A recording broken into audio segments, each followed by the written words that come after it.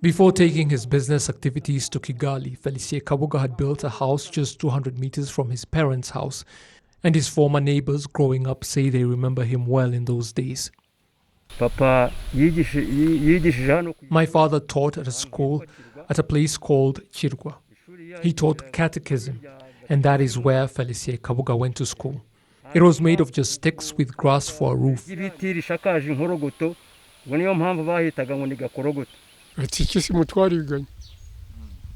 We studied together in catechism. We had no other form of education, Kabuga and I. For us to learn how to read and write later, we would find a child who did go to regular schools to write for us on a board, and that is how we learned to do it. I also became a builder in Uganda later in my life, but even then I could not write.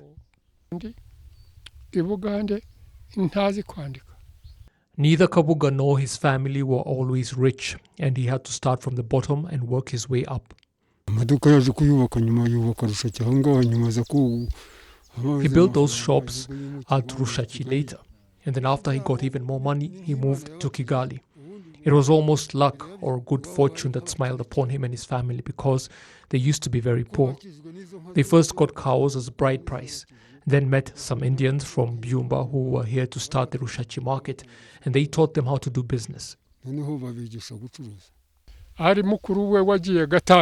His older brother went to Gatanga, and when he came back to visit, he left him a bicycle, and it was the first thing he exploited on his way to becoming rich, transporting agricultural produce to Mutara.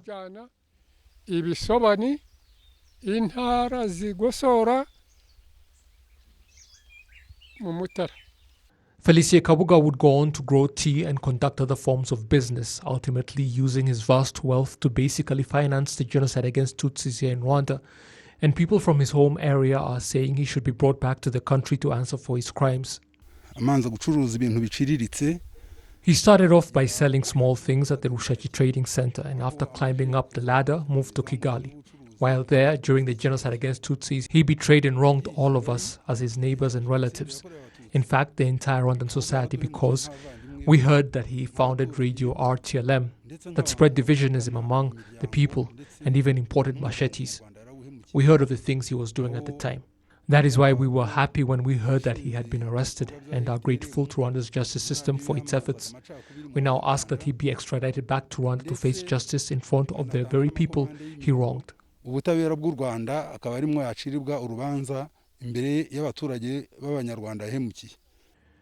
The former fugitive was very close to former President Juvenal Habyarimana and a strong supporter of the MRND party, financially and in other ways. He was part of the president's inner circle at the time, known as Akazu.